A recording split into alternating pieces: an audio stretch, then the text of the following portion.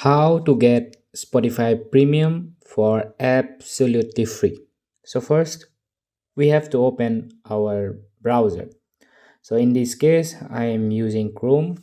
You can use any browser and search for Spotify Premium. So it's that simple, just search this, and after that you need to scroll down a bit, scroll down, and you will find this option. You can see get 6 months of Spotify Premium for free. So at the time of recording this video it's 6 months, but when you watch this video it might be different. So just click this option, click this. All right, and then this will pop up, this page will pop up. So what you have to do is just press this start trial, and all you have to do is now log in to your Spotify account.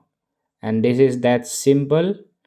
You just log in and your free premium will be applied on your Spotify account. But make sure, all right, so it's not that simple. Just make sure that you have never tried Spotify Premium before. This is only for ones who have never tried premium before.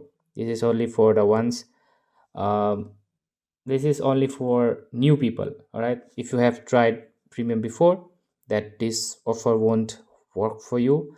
This is only, as you can see, offer applied to premium individuals, only open to users who haven't tried premium before. So this is only for ones who have never tried premium before.